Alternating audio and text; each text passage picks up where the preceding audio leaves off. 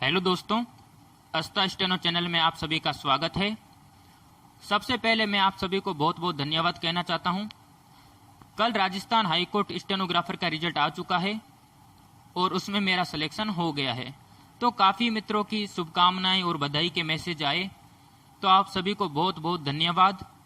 और मेरे जिन मित्रों का भी सिलेक्शन हुआ है, जिनको भी सफलता प्राप्त हुई है, उनको, उनके माता पिता को, उनके परिवार वालों को, उनके गुरुजन को, सबको शुभकामनाएं और बहुत बहुत बधाई। क्योंकि ये जो संभव होता है, ये जो सफलता प्राप्त होती है, वो माता पिता के संघर्ष, उनके आशीर्वाद और गुरुजन के आशीर्वाद से ही संभव होता है। तो आपको, आपके परिवार वालों को और गुरुजन को, सबको बहुत बहुत शुभकामनाएं।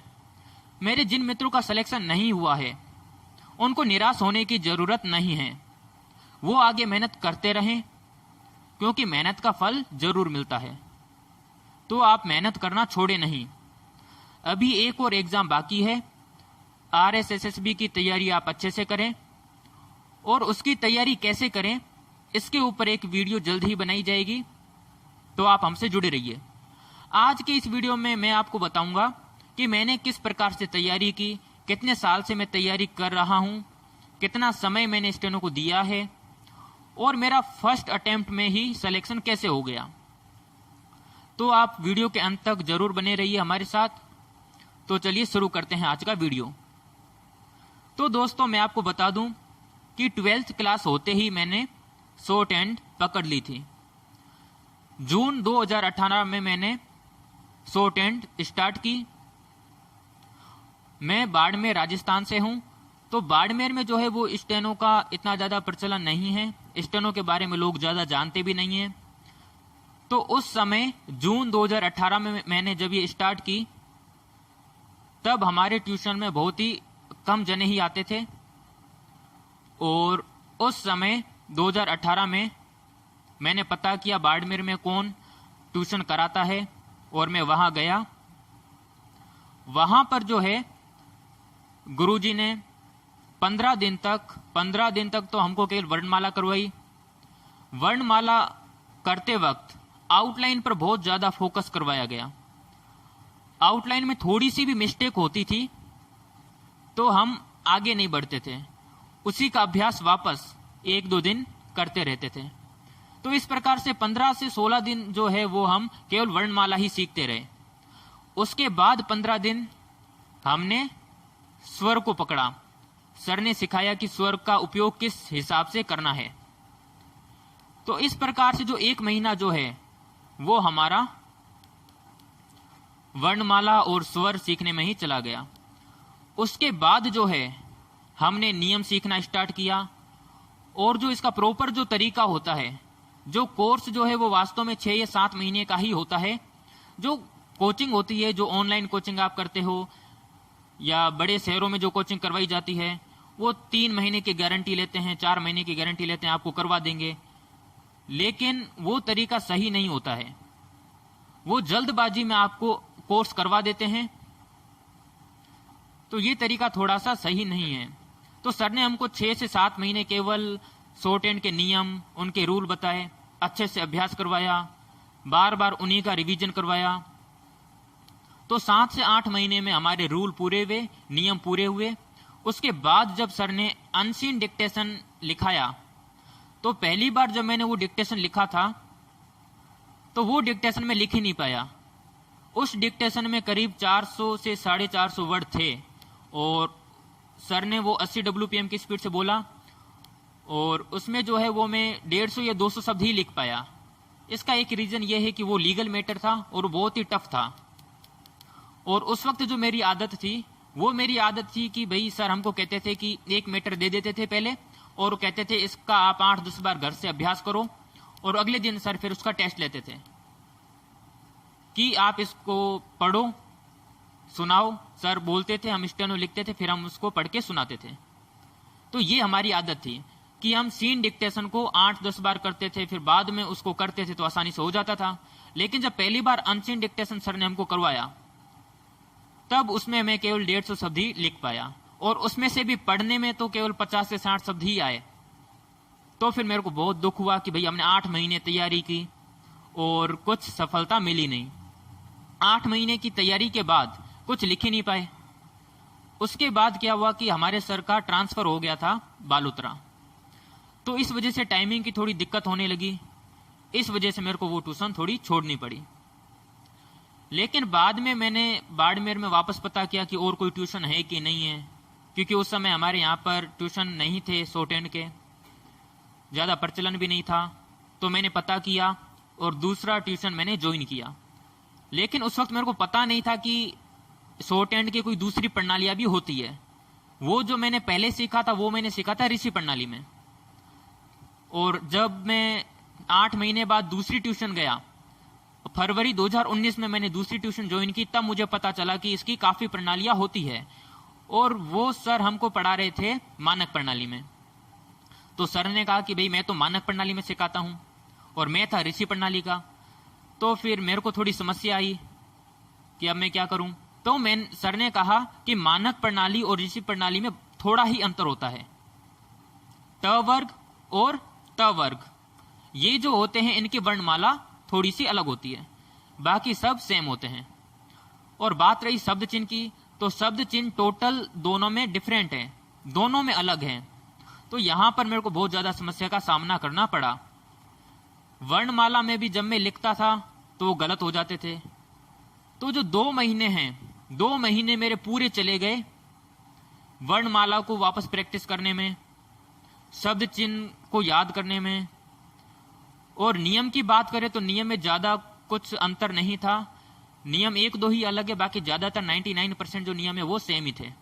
तो सब चिन्ह को करने में और वर्णमाला को देखने में वापस मेरे 2 महीने चले गए। तो यानी कि आप कह सकते हैं कि 1 साल मेरा लग गया इसमें नियम देखने में, शब्द चिन्ह याद करने में।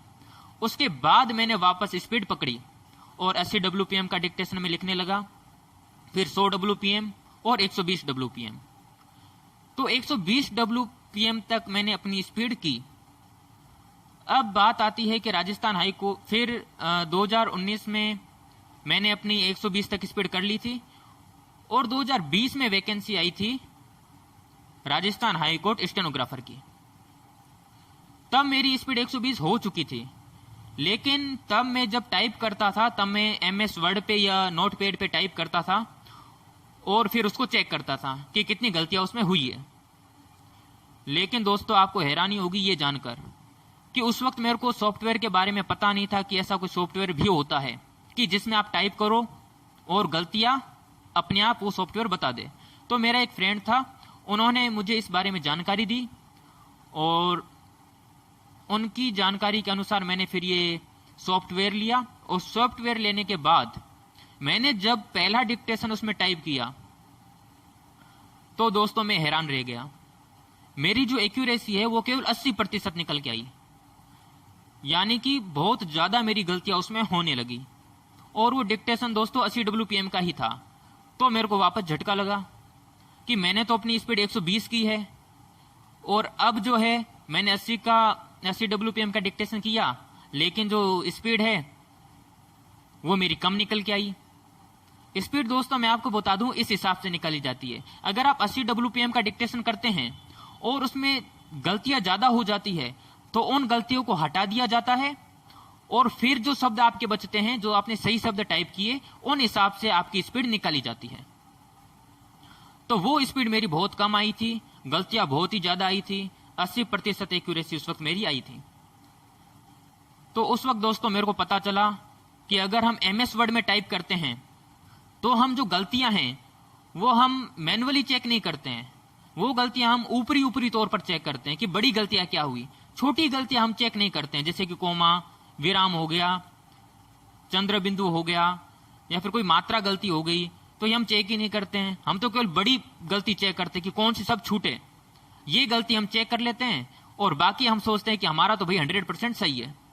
मैं भी यही सोचता था पहले, लेकिन जब मैंने सॉफ्टवेयर लिया तब मेरे को पता चला यार इतनी बड़ी गलती कैसे हो सकती है। फिर मैंने 1 महीना जो है वो सॉफ्टवेयर पे टाइपिंग का टेस्ट भी देता था और सॉफ्टवेयर पे स्टेनो को भी टाइप करता था। तब जाके 1 महीने में मेरे अंदर काफी सुधार हुआ, 90% एक्यूरेसी मेरी आने लगी। लेकिन दोस्तों मैं आपको इतना कहना चाहता हूं कि ऐसा नहीं है कि आप सॉफ्टवेयर पर प्रैक्टिस करोगे तो ही आपका सिलेक्शन होगा, ऐसा भी कोई जरूरी नहीं है। सिलेक्शन तब होगा जब आप सॉफ्टवेयर पर टाइपिंग कर रहे हो और उसमें गलतियों को नजरअंदाज नहीं कर रहे। आप उस गलतियों को नोट करो और अगली बार कोशिश करो कि वो गलतियां आगे से ना हो। समझ रहे हो ना मैं क्या कह रहा हूं? मेरे कहने का मतलब है कि सॉफ्टवेयर पे टाइपिंग करो और फिर उसमें गलतियां जो आती है उसे नजरअंदाज मत करो। आगे वो गलतियां ना हो इस बात का विशेष ध्यान रखो। तो ऐसा ही मैंने कुछ किया 1 महीने तक, और 1 महीने में मेरी जो है वो एक्यूरेसी 90+ हो गई।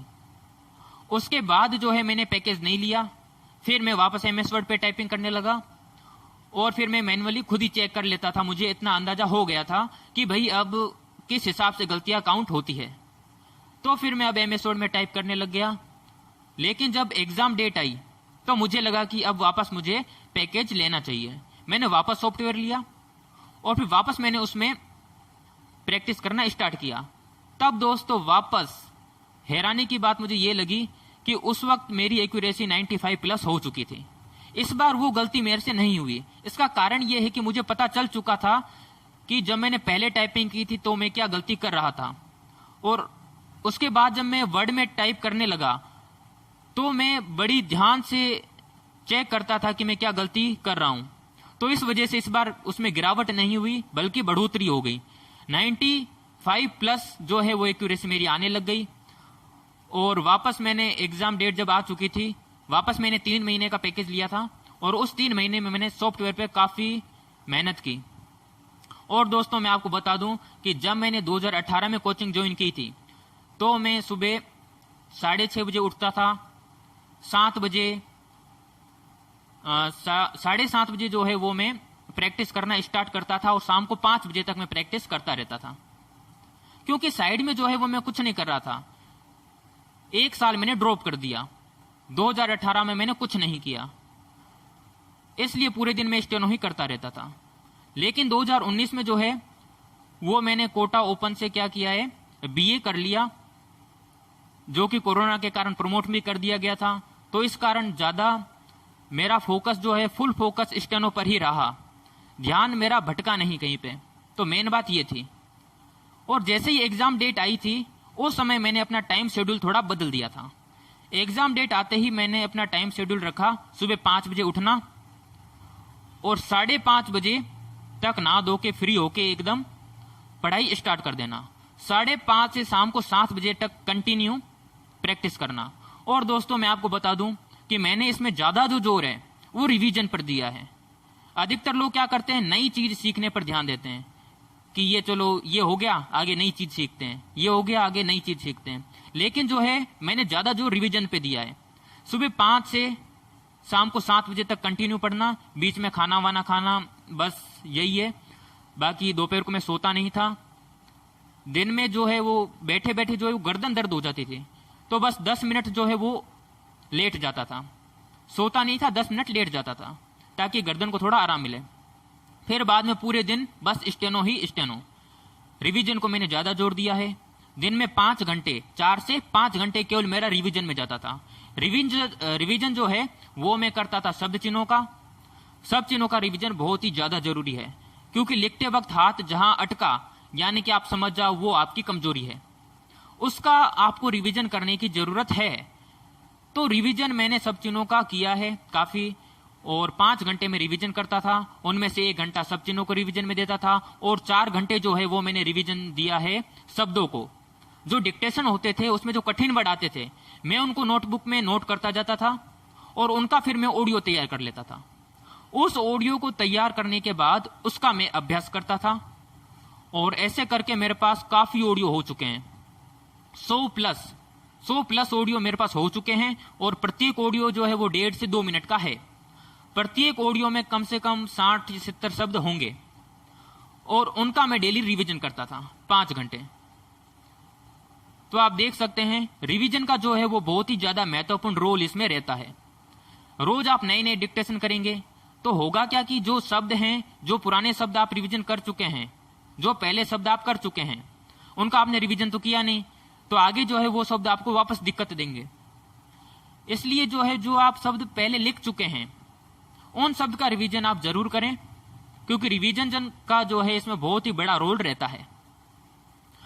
तो दोस्तों मैं आपसे इतना ही कहना चाहूंगा कि ये मेरा फर्स्ट एग्जाम था और पहले ही एग्जाम में मेरा सिलेक्शन हो गया है, तो इसका पूरा श्रेय जो है वो तो हमारे माता पिता को ही जाएगा, गुरुजनों को ही जाएगा। उनके ही आशीर्वाद से ये संभव होता है। मेहनत के साथ साथ आशीर्वाद भी बहुत जरूरी होता है। और दोस्तों मैं आपको बता दूं कि आप केवल डिक्टेशन लिखते हो, उसको टाइप करते हो, तो इतना ही काफी नहीं है।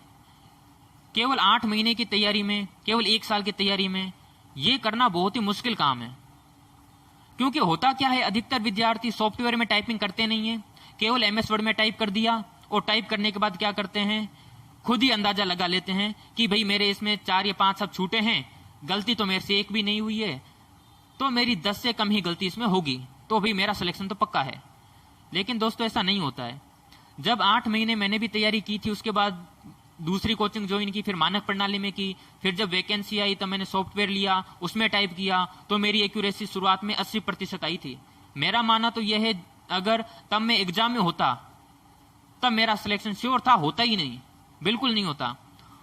और उसके बाद मेरे को भी हो सकता है ये लगता कि भाई ऐसा कैसे हो गया, मैं तो बहुत तैयारी की थी। पर मैं अपने दोस्त को भी धन्यवाद कहना चाहूंगा, क्योंकि उन्होंने मुझे सॉफ्टवेयर के बारे में बताया था और उनकी वजह से मैंने सॉफ्टवेयर में टाइप किया तो मुझे पता चला कि मेरी कितनी गलतियां आ रही है और मैंने उसमें सुधार किया। और दोस्तों साथ ही मैं आपको यह भी बता दूं कि आप रिवीजन जरूर करें, रिवीजन का बहुत महत्वपूर्ण रोल इसमें होता है। और दोस्तों आपका सिलेक्शन अगर इसमें नहीं हुआ है तो आप नाराज बिल्कुल ना होएं, आप तैयारी करते रहें। RSSB में बिल्कुल आप चयनित हो जाएंगे अगर आप रिवीजन करेंगे, अगर आप अपनी गलतियों को नजरअंदाज नहीं करेंगे, उन गलतियों को सुधारेंगे, अपनी गलतियां कम से कम करने की कोशिश करेंगे, तो आपका चयन पक्का है। दोस्तों मैं आपसे एक ही बात कहूंगा कि आप विवेकानंद जी की एक बात ठान लीजिए। विवेकानंद जी कहते हैं, एक समय में एक काम करो और ऐसा करते समय अपनी पूरी आत्मा उसमें डाल दो और बाकी सब कुछ भूल जाओ। तो दोस्तों ऐसा जरूर करें, एक ही काम पे फोकस करें, ज्यादा भटकाव की तरफ मत भटकें, क्योंकि देखो लोग काफी भटकाते हैं, तो भटके बिल्कुल नहीं और तैयारी करते रहें। और जल्द ही हम वीडियो बनाएंगे कि RSMSB में किस प्रकार से तैयारी करनी चाहिए और दिन में कितने डिक्टेशन करने चाहिए। तो आप हमारे साथ जुड़े रहिए।